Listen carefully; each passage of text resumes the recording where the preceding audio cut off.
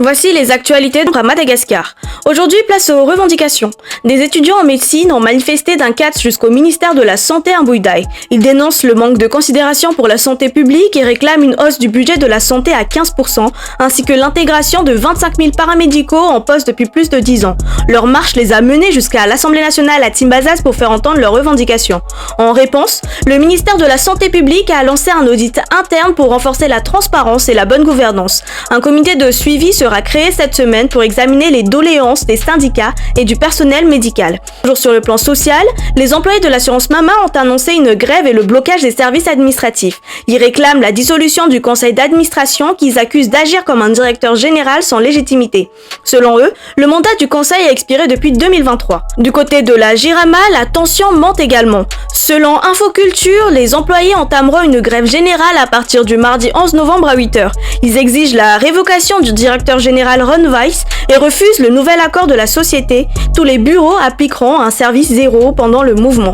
À Mbouiba ou Anjanour, des habitants ont manifesté devant le ministère de la Justice à Faravouitcha pour réclamer justice après la mort de Neken, un jeune homme de 27 ans tué par balle le 25 septembre dernier près de la maison de la mère de l'ancien président Anjradzuin. Après 10 jours dans le coma, il est décédé le 4 novembre. Les familles dénoncent un tir des forces de l'ordre et exigent vérité et justice. Sur le plan politique, les discussions se poursuivent du côté de l'opposition.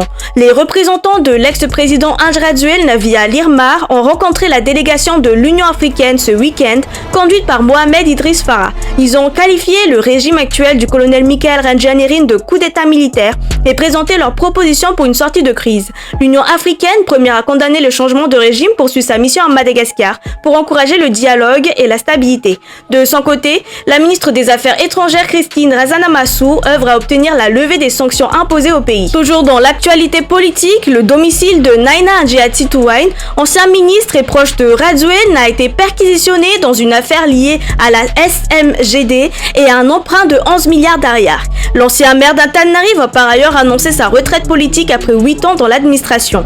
Et de l'autre côté de la mer, à Maurice, le Parlement mauricien s'apprête à débattre ce mardi de plusieurs dossiers sensibles dans l'affaire Mamravatumang. Selon Défi Média, le député Arvin Babaji interpellera le gouvernement sur les biens et investissements du milliardaire malagasy, la date de ses premiers placements, la fréquence de ses séjours et la possibilité d'une enquête indépendante sur les conditions de sa récente arrivée, jugée opaque par certains élus. Enfin, notez que l'inscription annuelle sur les listes électorales à Madagascar débutera le 1er décembre 2025. Les citoyens pourront s'enregistrer à partir de cette date en vue des prochaines échéances électorales.